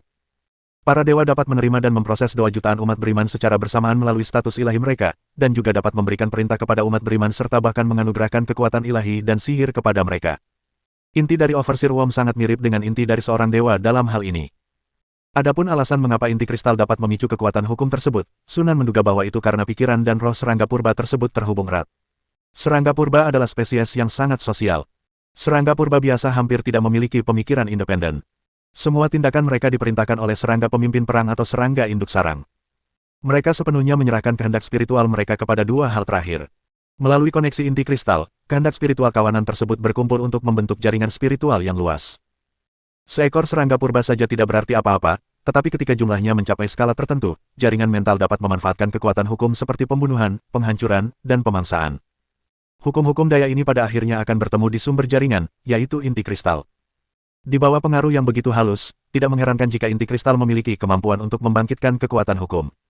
Tentu saja, karena overseer worm itu sendiri terlalu lemah, kekuatan hukum yang diaktifkannya juga dapat diabaikan. Ia hanya dapat digunakan untuk membantu inti kristal dalam memproses sejumlah besar informasi, dan hampir tidak berdampak pada kekuatan tempurnya sendiri. Sederhananya, inti kristal pada dasarnya adalah versi keilahian tingkat rendah. Jika demikian, bisakah kita menggunakan inti kristal untuk mensintesis sesuatu yang mirip dengan dewa? Sebuah inspirasi tiba-tiba menghampiri Sunan, dan matanya berbinar. Patut dicoba. Setelah mengambil keputusan, Sunan segera menggunakan kubus Rubik untuk mensintesis semua inti kristal yang ada di tangannya. Inti kristal yang disintesis telah sepenuhnya kehilangan semua niat membunuh dan menghancurkannya, hanya menyisakan esensi yang paling murni. Sunan mencobanya dan memang menemukan bahwa efisiensi pemahaman hukum meningkat secara signifikan. Meskipun efeknya tidak sebaik percikan ilahi, itu karena jumlah sintesisnya terlalu kecil. Selama jumlah sintesis ditingkatkan, itu dapat sepenuhnya menggantikan percikan ilahi untuk membantu kultivasi. Dengan gembira, Sunan segera memerintahkan aliansi bintang untuk memburu cacing panglima perang dengan segenap kekuatannya dan mengumpulkan inti kristalnya, sambil juga membeli inti kristal cacing panglima perang dari sumber luar. Meskipun benda ini agak aneh, benda ini tidak terlalu berguna. Benda ini hanya dapat digunakan untuk mensintesis kubus Rubik untuk mencapai efeknya, dan Sunan tidak khawatir karena tidak dapat memperolehnya. Secara logis, jika inti kristal pengawas memiliki efek ini, inti kristal ibu sarang seharusnya juga memiliki efek serupa, dan efeknya seharusnya bahkan lebih kuat. Namun, jumlah induk sarang sedikit, dan setiap kali mereka muncul, mereka selalu dikelilingi oleh kawanan serangga yang sangat besar untuk perlindungan. Kecuali jika kota terapung itu dikerahkan, kemungkinan besar cacing induk sarang tidak dapat dibunuh, jadi Sunan tidak memfokuskan perhatiannya pada cacing induk sarang. Bagaimanapun, selama wabah serangga purba ini berlanjut, kemungkinan besar akan ada kesempatan untuk bertemu dengan serangga induk sarang di masa mendatang. Setelah Sunan mengeluarkan perintah tersebut, aliansi bintang mulai mengumpulkan inti dari cacing panglima perang dengan segenap kekuatannya. Serangga pengawas relatif langka di antara serangga purba. Mungkin tidak ada satupun serangga pengawas di antara 1000 serangga purba. Namun, jumlah serangga purba yang sangat banyak itu sungguh luar biasa. Mengingat populasinya yang masif, jumlah serangga panglima perang juga tidak sedikit. Banyak orang penasaran dengan tujuan aliansi bintang dalam mengumpulkan inti kristal, tetapi setelah mempelajarinya, mereka tidak menemukan sesuatu yang istimewa tentang inti kristal tersebut. Pada saat yang sama, seiring meningkatnya intensitas perang dan dapat diprediksi bahwa perang tidak akan berakhir dalam waktu lama, kekuatan sihir utama mulai secara sadar memperoleh dan menimbun sumber daya, yang mengakibatkan peningkatan signifikan pada harga berbagai sumber daya. Dalam situasi ini, semuanya harus dikorbankan untuk cadangan perang. Melihat bahwa aliansi bintang menawarkan harga tinggi untuk membeli inti kristal, sebagian besar faksi penyihir juga menukarkan inti kristal mereka kepada aliansi bintang. Meskipun jumlah inti kristal yang diperoleh tidak banyak, itu lebih dari cukup untuk mendukung kultivasi Sunan. Dengan laju ini, hukum gravitasi saya akan mampu menembus tingkat energi 1000 paling lama dalam 3000 tahun. Sunan tersenyum. Seorang penyihir roh sejati seperti dia, yang kultivasinya dibantu oleh keilahian, dan simpul hukum dari awal hingga akhir, mungkin adalah satu-satunya di seluruh multiverse. Bab 330. Dataran Wansi. Pada tahun-tahun sebelumnya, menjelang bulan Juni, dataran Wansi selalu dipenuhi dengan bunga-bunga yang bermekaran dan tanaman hijau yang subur, dengan kawanan bison berlarian di mana-mana, penuh vitalitas. Namun, tahun ini, seluruh dataran Wansi diselimuti asap dan dipenuhi dengan niat membunuh. Jutaan pasukan dari Covenant dan Ancient Worms berkumpul di sini, bertempur sampai mati. Benturan energi, kilatan cahaya magis, asap hitam yang menutupi langit, deru golem, dan desisan serangga purba telah mengubah dataran Wansi menjadi pemandangan kehancuran, yang tidak lagi memiliki keindahan sebelumnya. Sebagian besar dataran Wansi telah berubah menjadi hitam hangus. Selama bertahun-tahun perang, permukaan tanah telah dibombardir berkali-kali, dan tanahnya penuh dengan kawah, seperti tanah tandus yang dihantam meteorit. Hampir mustahil untuk menemukan tempat yang masih utuh. Memandang ke seberang ribuan kilometer persegi lahan, hanya beberapa helai rumput yang gigih muncul dari tanah yang hangus, mengingatkan kita bahwa tempat ini dulunya adalah padang rumput yang indah. Saat ini juga, di tengah dataran Wansi, pertempuran masih berkecamuk. Serangga dan binatang buas yang ganas, yang menutupi pegunungan dan dataran, menerjang maju seperti gelombang pasang, jeritan mereka yang melengking bergema di seluruh dataran. Namun, yang menjadi penghalang mereka adalah formasi pertempuran yang terdiri dari golem yang tak terhitung jumlahnya. Seperti terumbu karang, mereka tetap teguh dan tak tergoyahkan tak peduli seberapa derasnya gelombang serangga dan binatang buas menerjang mereka. Di angkasa yang tinggi, ribuan kapal sihir terbang menjaga lusinan benteng bintang dan 3 menara penyihir, mengerahkan seluruh energi mereka saat melepaskan rentetan tembakan ke arah kawanan serangga. Sejumlah besar serangga terbang mengepakkan sayap mereka dan bergegas dengan kecepatan tinggi, mencoba menghancurkan ciptaan perang yang menimbulkan ancaman besar bagi kawanan serangga tersebut. Namun, mereka dimusnahkan oleh tembakan terkonsentrasi sebelum mereka dapat mendekat, dan bahkan barisan terluar kapal sihir terbang pun tidak dapat ditembus. Gemuruh. Tiba-tiba terdengar suara gemuruh yang dahsyat, terdengar jelas bahkan di tengah kekacauan medan perang. 2 legiun kavaleri tiba-tiba menerobos masuk dari sayap kiri dan kanan medan perang, seperti pisau tajam yang menusuk kawanan serangga. Mengenakan baju zirah yang indah, dengan pola sihir gelap di wajah mereka, para ksatria konstruksi menunggangi wyvern dan macan tutul batu hitam, berpacu liar ke dalam kawanan serangga seperti harimau di antara domba, dan langsung melepaskan badai berdarah.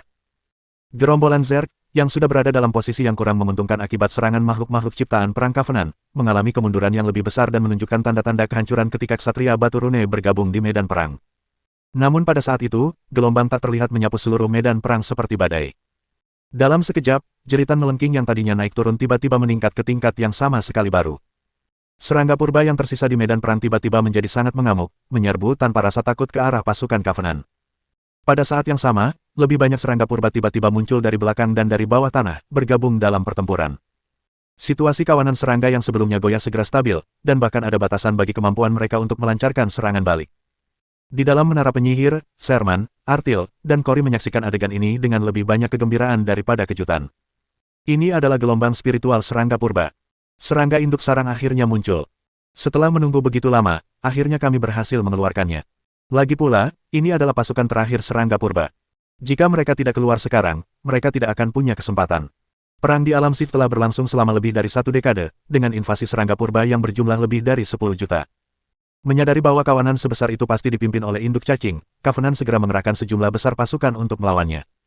Setelah ratusan pertempuran, besar dan kecil, cacing purba yang tak terhitung jumlahnya terbunuh. Akhirnya, hari ini, induk cacing terpaksa menampakkan dirinya. Sebagai panglima tertinggi perang di wilayah barat Inggris, Sherman telah siap menghadapi situasi ini dan segera mengeluarkan perintah baru. Sesaat kemudian, raungan naga yang memekakkan telinga terdengar dari kejauhan. Sekelompok naga raksasa mengepakkan sayap mereka, menimbulkan pusaran angin saat mereka melintasi medan perang, tiba dalam sekejap mata. Setelah ribuan tahun dibudidayakan dan dikembangkan, Legiun Naga Aliansi Bintang kini telah tumbuh semakin kuat, dengan seluruh legiun memiliki lebih dari 6.000 naga. Ada ratusan naga yang telah mencapai level kedua. Gerombolan naga yang tiba-tiba muncul di medan perang hanyalah sebagian dari legiun naga, yang berjumlah sekitar 1.000.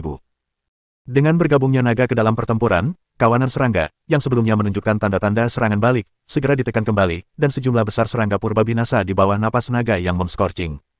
Ledakan. Tepat saat itu, suara dentuman keras tiba-tiba terdengar dari jauh di belakang barisan kawanan, diikuti oleh jeritan melengking yang sepertinya memecah gendang telinga, dan raungan yang menggelegar. Saat suara itu terdengar, semua serangga purba di medan perang membeku, lalu berbalik tanpa ragu-ragu, membelakangi musuh, dan menyerbu dengan ganas ke arah asal suara tersebut. Melihat ini, ekspresi Sherman berseri-seri gembira. Naga tersembunyi telah berhasil. Atil tersenyum tipis dan berkata, sudah pasti pasukan naga tersembunyi yang paling cocok untuk melakukan hal semacam ini. Sebagai hewan peliharaan Sunan, pengendali aliansi bintang, dan satu-satunya naga tingkat 3 di aliansi bintang, naga tersembunyi juga merupakan petarung tingkat tinggi yang secara konsisten berada di antara 30 teratas di dalam aliansi bintang. Secara khusus, kemampuannya untuk beralih antara realitas dan ilusi adalah gerakan mematikan yang menakutkan dan tak terduga di medan perang. Ia seringkali dapat dengan mudah menerobos ke lokasi komandan musuh dan melakukan serangan pemenggalan kepala. Kali ini pun tidak terkecuali. Serangga induk sarang sebelumnya bersembunyi dan tidak menunjukkan dirinya, tetapi sekarang setelah ia menampakkan diri, tidak peduli seberapa baik ia bersembunyi, ia akan ditemukan oleh naga tersembunyi dengan sangat cepat. Makhluk seperti cacing induk sarang, yang tidak memiliki banyak kekuatan tempur, kemungkinan besar akan mengalami nasib buruk begitu naga tersembunyi mendekat. Benar saja, suara melengking di kejauhan itu tiba-tiba berhenti tidak lama kemudian. Pada saat yang sama, formasi serangga purba yang tersisa menjadi kacau, panik, dan berhamburan seperti lalat tanpa kepala. Pasukan Covenant memanfaatkan kesempatan itu untuk mengintensifkan serangan mereka dan memusnahkan gerombolan Zerg. Semuanya sudah berakhir, kata Sherman sambil tersenyum tipis. Begitu perang di sini berakhir, kawanan serangga di alam Sith pada dasarnya akan musnah, dan serangga purba yang tersisa dan tersebar tidak akan menjadi masalah. Sekarang gerombolan Zerg di wilayah Covenant pada dasarnya telah dimusnahkan. Secercah kegembiraan terpancar di mata Atil. Tanpa disadari banyak orang, wabah serangga kuno ini telah berlangsung selama lebih dari 1.200 tahun. Seluruh multiverse menderita kerugian besar sebagai akibatnya, dan kekuatan yang tak terhitung jumlahnya dimusnahkan oleh kawanan serangga tersebut. Bahkan faksi penyihir yang kuat pun menderita kerugian besar akibat wabah cacing kuno tersebut. Tahta kegelapan mengalami kerugian terbesar. Lebih dari sepertiga wilayah mereka telah jatuh, dan mereka belum mampu membalikkan keadaan. Di antara banyak faksi, kinerja Aliansi Bintang dapat digambarkan sebagai sangat luar biasa. Di satu sisi, Aliansi Bintang telah melakukan persiapan penuh sejak lama dan menimbun sejumlah besar sumber daya. Di satu sisi, meskipun Aliansi Bintang adalah kekuatan sihir tingkat atas kelas 2, jumlah alam semesta yang dikuasainya relatif kecil, bahkan lebih sedikit daripada kekuatan sihir kelas 2 seperti burung berkepala seribu. Oleh karena itu, tidak seperti pasukan penyihir besar, mereka tidak perlu menyebarkan kekuatan mereka untuk menjaga banyak alam. Kekuatan penjagaan mereka relatif terkonsentrasi. Meskipun peperangan telah berlangsung selama lebih dari 1000 tahun, Covenant tidak mengalami kerugian yang signifikan. Sebaliknya, intensitas perang telah melipat gandakan kekuatan perjanjian. Banyak murid sihir dan penyihir berhasil mencapai terobosan setelah ditempa oleh peperangan. Sementara faksi-faksi penyihir lainnya kehilangan banyak penyihir akibat perang, jumlah penyihir di Aliansi Bintang justru meningkat, bukan menurun, dan kini melebihi 5.000. Jumlah penyihir tingkat 2 telah melebihi 300. Terdapat sebanyak 7 penyihir level 3. Pemimpinnya, Lady Liz, saat ini sedang mengasingkan diri untuk mencari terobosan, dan diperkirakan dia akan segera mampu naik ke level penyihir roh sejati. Pada saat itu, Aliansi Bintang akan memiliki satu lagi petarung tingkat 4 selain Lord Sunan dan 3 patung iblis ilahi. Dengan pergeseran kekuatan ini, kekuatan Covenant kini dengan cepat mendekati kekuatan tahta dunia bawah. Sekarang setelah kita mempelajari tentang perang di alam Siege, kita dapat kembali ke benua cahaya bintang. Sherman menghela napas lega. Atil meliriknya dan tersenyum, kristal bakat ketigamu hampir terisi penuh, kan? Apakah kau akan kembali menyendiri kali ini? Sherman mengangguk sambil tersenyum. Sebagai komandan yang memimpin perang di alam Siege, dia menerima banyak poin kontribusi kali ini, cukup untuk ditukar dengan sejumlah besar sumber daya dan mengasingkan diri untuk naik ke tingkat penyihir ketiga. Jangan hanya membicarakan aku, kalian berdua hampir sama. Atil menggelengkan kepalanya, Kore hampir selesai, tapi aku masih jauh tertinggal. Bakatnya lebih rendah daripada Sherman dan Cory, dan kemajuannya menuju status penyihir jauh lebih lambat daripada mereka. Dia baru saja membuat kristal bakat ketiganya, dan akan membutuhkan setidaknya beberapa ratus tahun untuk mengisi kembali energi mentalnya. Kore hanya mengangguk sedikit tanpa mengucapkan sepatah kata pun. Mengaum. Raungan naga menggema. Wujud raksasa naga tersembunyi perlahan muncul di luar menara penyihir, cakar kanannya mencengkeram seekor makhluk mirip serangga yang bengkak dan gemuk dengan kepala yang luar biasa besar. Jelas sekali itu adalah Ratu Sarang, pemimpin dan komandan kawanan tersebut. Melihat ini, Sherman dan 2 orang lainnya berhenti mengobrol, menyerahkan akibatnya kepada para penyihir mereka, lalu kembali ke Starlight City bersama cacing induk sarang. Serangga induk sarang adalah makhluk serangga yang secara khusus diperintahkan oleh guru untuk dikumpulkan. Mayat mereka harus segera dikirim ke laboratorium guru. Bab 331. Pada tahun 6254 kalender cahaya bintang, Quentin Westbrook, salah satu dari 3 penyihir tahta dari tahta kegelapan, disergap oleh lebih dari 10.000 sarang selama perang melawan serangga purba. Setelah menghancurkan sebagian besar planet dan memusnahkan lebih dari 30 juta serangga purba, ia tewas. Kota terapungnya juga hancur akibat pengepungan sarang cacing raksasa milik cacing purba. Ini juga pertama kalinya sarang jahat raksasa terlihat. Menurut penelitian, ini adalah ciptaan perang biologis yang unik bagi serangga purba, dengan kekuatan tempur antara menara penyihir besar dan kota terapung. Kemunculan sarang Megasaur membawa perang ke titik puncaknya. Banyak faksi yang merasa tidak aman. Pada tahun 6429 kalender cahaya bintang, serangga purba menyerbu kerajaan ilahi Dewa Thunderscalefang. Dengan menggunakan kawanan serangga, mereka memusnahkan miliaran pemuja, menghancurkan kerajaan ilahi, dan Thunderscalefang binasa. Ini juga merupakan kasus pertama sejak awal era baru kejatuhan seorang dewa di luar ranah kebenaran. Berita itu menyebabkan kehebohan besar di seluruh multiverse. Berbagai faksi memperoleh pemahaman baru tentang sifat menakutkan dari serangga purba tersebut. Pada tahun 6793 kalender cahaya bintang, serangga purba menyerbu kerajaan ilahi penguasa kabut. Untuk melawan serbuan tersebut, penguasa kabut sengaja meledakkan kerajaan ilahi, langsung memusnahkan miliaran serangga, tetapi ia sendiri jatuh ke dalam tidur lelap. Pada tahun 7025 kalender cahaya bintang, markas besar burung 10.000 kepala dihancurkan oleh serangga purba, dan lebih dari 90% penyihir tewas dalam pertempuran, hanya sedikit yang berhasil melarikan diri. Dengan demikian, burung berkepala 1000 disingkirkan dari dunia sihir dan menjadi bagian dari masa lalu. Tahun kalender cahaya bintang 7229. Asap perang menyebar ke setiap sudut multiverse. Di bawah ancaman cacing purba, berbagai ras dan kekuatan dari berbagai alam dan peradaban bersatu untuk membahas cara menghadapinya. Pada tahun 7300 kalender cahaya bintang, sebuah konferensi multi-aspek yang diselenggarakan oleh para penyihir dan dewa berlangsung di alam kebenaran. Tanpa terkecuali, semua peserta adalah individu-individu berpengaruh tingkat 4 atau lebih tinggi dari berbagai ras. Sunan tidak menghadiri pertemuan tersebut. Sebaliknya, ia mengasingkan diri untuk berlatih kultivasi. Lize mewakili aliansi bintang dalam pertemuan tersebut. Jauh sebelum tahun 7000 kalender cahaya bintang, Lise telah berhasil naik ke tingkat penyihir roh sejati dan memenuhi syarat untuk memasuki alam kebenaran. Jadi, Dewan Kebenaran ingin agar persekutuan juga ikut serta dalam perang melawan cacing purba. Dalam penelitian itu, Sunan dan Li Ze duduk saling berhadapan. Lizard, yang kembali dari pertemuan, membawa kabar bahwa dia berharap Covenant akan menjadi salah satu kekuatan utama dalam perang melawan cacing kuno. Perlu dicatat bahwa mereka yang dapat bergabung dengan barisan pasukan utama adalah kerajaan-kerajaan ilahi dari para dewa besar atau pasukan sihir yang besar.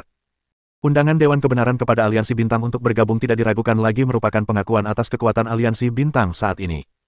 Namun, hal ini tidak dapat disangkal di Jiangsu bagian selatan. Jika masih ada tanah suci yang tersisa di multiverse saat ini, itu tidak diragukan lagi adalah wilayah perjanjian. Sebagai kekuatan pertama yang membasmi cacing purba, penampilan Covenant adalah yang paling luar biasa dan menarik perhatian di seluruh multiverse.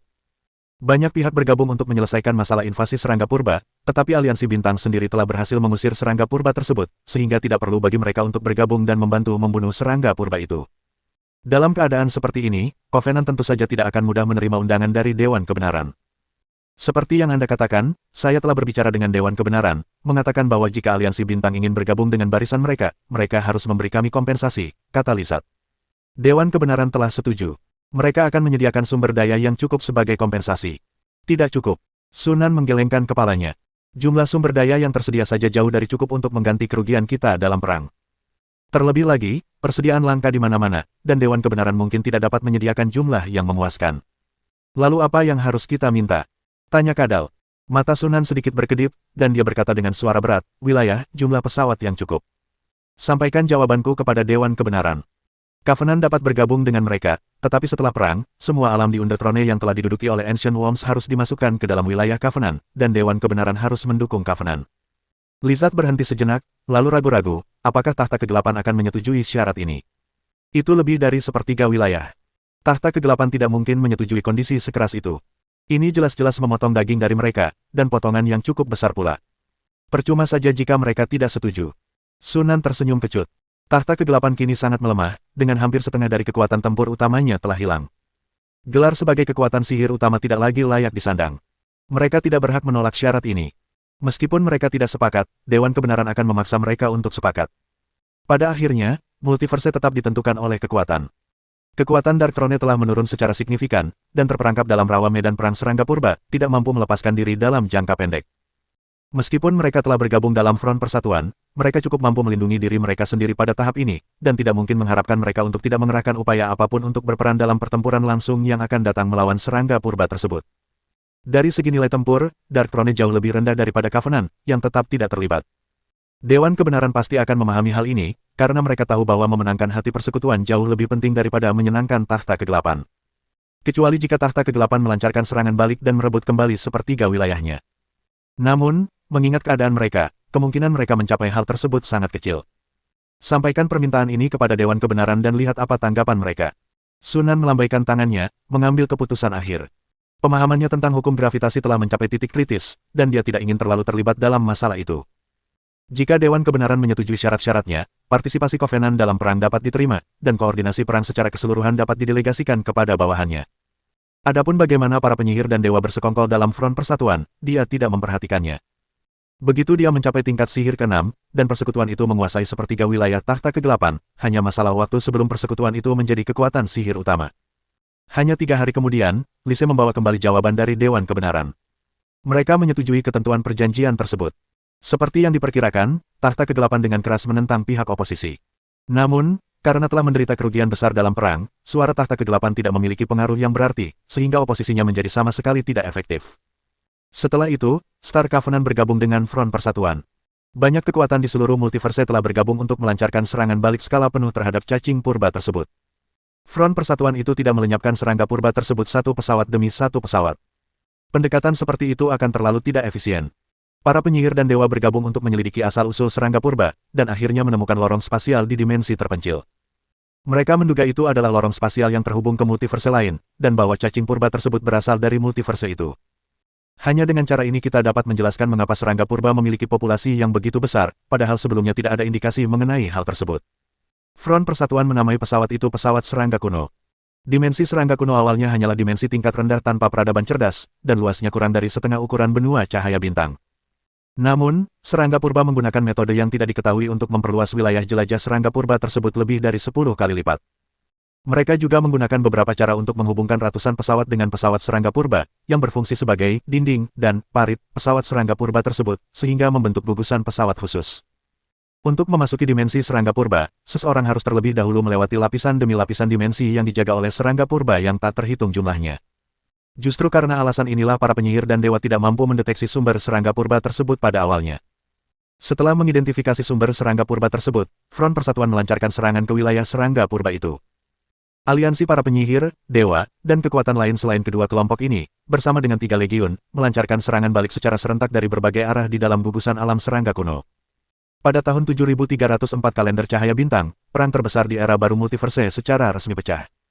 Meskipun serangga purba itu kuat dan menakutkan, pada akhirnya mereka tidak dapat dengan mudah menghadapi seluruh multiverse. Dihadapkan dengan serangan gencar dari banyak kekuatan, serangga purba tidak punya pilihan selain memperkecil garis pertempuran mereka dan secara bertahap memanggil kembali kawanan serangga dari berbagai alam untuk mempertahankan komunitas serangga purba di alam tersebut. Pada tahun 7459 kalender cahaya bintang, medan pertempuran secara bertahap bergeser ke gugusan alam serangga kuno. Ratusan alam di dalam gugusan tersebut telah menjadi medan pertempuran mengerikan, tempat nyawa tak terhitung jumlahnya binasa. Pada tahun 7734 kalender cahaya bintang, di bawah serangan Front Persatuan, serangga purba menderita kekalahan berulang kali, dan wilayah terluar gugusan alam serangga purba jatuh sepenuhnya. Serangga purba itu tidak punya pilihan selain memanggil kembali seluruh kawanan mereka untuk melawan serangan dari front gabungan tersebut. Kawanan serangga di wilayah taklukan Dark Throne mundur, dan Covenant segera mengirim pasukan untuk menduduki dan menguasai wilayah-wilayah tersebut. Karena merasa terintimidasi oleh kekuatan Dewan Kebenaran, atau mungkin karena belum pulih dari luka parahnya, Takhta Kegelapan secara diam-diam menyetujui tindakan ini dan tidak bereaksi sama sekali. Berkat hal ini, reputasi Aliansi Bintang telah meningkat ke level baru, dan sudah menunjukkan tanda-tanda akan menggantikan Takhta Dunia Bawah sebagai kekuatan sihir utama yang baru. Pada tahun 8037 kalender cahaya bintang, hukum gravitasi Sunan menembus level dominator, secara resmi mengangkatnya menjadi penyihir level 6. Tahun berikutnya, di medan perang utama, Sunan seorang diri menembus bagian belakang kawanan Zerg, membunuh Ratu Zerg, dan menyebabkan kawanan tersebut runtuh. Hal ini membuatnya terkenal dan menimbulkan kehebohan di multiverse. Pada titik ini, bahkan ras cerdas paling terpencil di multiverse pun jarang yang belum pernah mendengar tentang Sunan dan Aliansi Bintang. Pada tahun 8403 kalender cahaya bintang, Front Persatuan menaklukkan sebagian besar gugusan alam serangga kuno, hanya menyisakan satu alam serangga kuno. Medan pertempuran kemudian bergeser ke area inti gugusan alam serangga kuno tersebut. Namun, di sini, serangan Front Persatuan yang tak terbendung digagalkan untuk pertama kalinya. Gerombolan serangga yang terus-menerus berdatangan dari lorong ruang angkasa sangat menghambat serangan Front Persatuan. Setelah akhirnya mencapai sarang serangga purba, pasukan gabungan tersebut tentu saja tidak akan mundur dan harus mengerahkan lebih banyak sumber daya. Perang semakin intensif, dan alam serangga kuno itu telah berubah menjadi neraka yang mengerikan seperti mesin penggiling daging. Pada tahun 8848 kalender cahaya bintang, tepat ketika perang mencapai puncaknya, Takhta Kegelapan tiba-tiba mengingkari janjinya dan dengan berani menyerbu wilayah Aliansi Bintang. Takhta Kegelapan bermaksud memanfaatkan waktu ketika Dewan Kebenaran sedang sibuk dengan perang dan tidak punya waktu luang, untuk merebut kembali alam yang sebelumnya diduduki oleh serangga purba. Dalam penelitian itu, Lizard berkata sambil mengerutkan kening. Begitu kita merebut kembali pesawat-pesawat itu dan menciptakan fight accompli, kenyataan yang tak dapat diubah, Dewan Kebenaran akan memiliki sedikit peluang untuk ikut campur bahkan jika mereka ingin menegakkan keadilan setelah perang berakhir. Sunan menggelengkan kepalanya, bukannya aku tidak mau terlibat, tapi aku memang tidak tahu bagaimana caranya terlibat. Dewan Kebenaran pada awalnya merupakan organisasi longgar dengan kendali yang sangat minim atas kekuatan-kekuatan sihir utama. Memang bagus ada ancaman eksternal besar seperti serangga purba. Semua orang bisa bekerja sama. Tetapi begitu ancaman itu hilang, keadaan akan kembali seperti semula, dengan setiap orang memiliki pemikirannya masing-masing. Selain itu, Dewan Kebenaran memiliki alasan yang mudah didapatkan untuk tidak melakukan intervensi. Pesawat-pesawat itu sudah diserahkan kepada Covenant. Jika Dark Throne mengambilnya kembali, itu murni karena kurangnya kekuatan Covenant, dan tidak ada hubungannya dengan mereka. Oleh karena itu, Sunan tidak pernah mempertimbangkan untuk bergantung pada Dewan Kebenaran. Karena Takhta Kegelapan ingin bertarung, biarkan mereka bertarung. Hentikan pengerahan pasukan ke dimensi serangga kuno. Fokuskan upaya Anda untuk menghadapi Takhta Kegelapan. Aliansi Bintang saat ini bukan lagi kekuatan sihir kelas 2 biasa seperti dulu. Kini, Aliansi Bintang memiliki kepercayaan diri dan kualifikasi untuk menghadapi kekuatan sihir besar.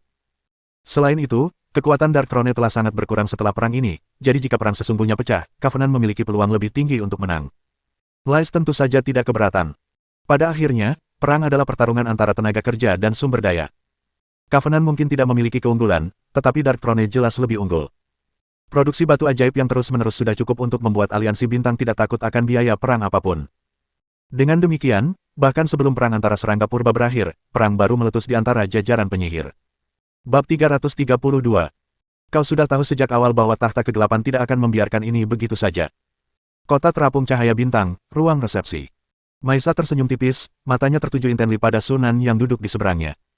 Sunan tersenyum tipis dan berkata, pasukan penyihir gelap selalu tipe yang hanya membiarkan orang lain menderita kerugian, dan tidak pernah membiarkan diri mereka dimanfaatkan. Tahta kegelapan menderita kerugian sebesar itu, dan akan aneh jika mereka bisa menelan penghinaan ini. Jangan bilang kau tidak mengharapkan situasi ini. Maisa tersenyum tetapi tetap diam. Faktanya, sudah jelas bagi semua orang bahwa insiden ini sepenuhnya merupakan cara bagi faksi Lawful untuk melemahkan kekuatan penyihir kegelapan. Meskipun para penyihir gelap tidak senang, mereka tidak punya pilihan selain dengan berat hati menyetujui agar wabah serangga kuno itu dapat diselesaikan secepat mungkin. Selain itu, sampai wabah serangga purba berakhir, tahta kegelapan tidak akan mampu merebut kembali sepertiga wilayahnya. Keputusan Dark Throne untuk mengingkari janjinya sebagian besar sudah diperkirakan. Perilaku semacam ini adalah hal yang wajar bagi pasukan penyihir gelap. Maisa tahu bahwa persekutuan pasti telah mempersiapkan hari ini sejak lama, jika tidak, mustahil bagi persekutuan untuk bereaksi secepat itu segera setelah tahta kegelapan melancarkan serangannya. Apakah Anda yakin bisa mengalahkan tahta kegelapan? Siapa yang bisa memastikan tentang perang? Sunan mengangkat bahu. Lagi pula, lawan kita adalah salah satu kekuatan sihir utama. Maisa menatap Sunan dengan tatapan mencela. Melihatnya, dia sama sekali tidak tampak khawatir atau serius. Dia jelas sangat percaya diri. Jika Anda membutuhkan bantuan, tanyakan saja kepada saya, kata Maisa. Codex Wisdom dengan senang hati menyediakan beberapa sumber daya untuk Covenant dengan harga internal. Terima kasih. Sunan mengangguk sambil tersenyum. Jelas, Codex Wisdom juga ingin memanfaatkan kesempatan ini untuk menyingkirkan saingan dari faksi penyihir gelap. Meskipun tidak disarankan untuk secara terbuka berpartisipasi dalam perang untuk menghindari provokasi reaksi keras dari faksi penyihir gelap, memberikan dukungan secara diam-diam sepenuhnya diperbolehkan. Perjanjian itu masih perlu meninggalkan sebagian pasukannya di alam serangga kuno untuk menghindari memberi pasukan penyihir gelap itu alasan untuk bertindak. Itu mudah diatasi. Aku tidak akan lagi mengambil legiun Covenant dari alam cacing kuno. Sikap dari Smart Code sebenarnya adalah sikap dari seluruh kubu hukum.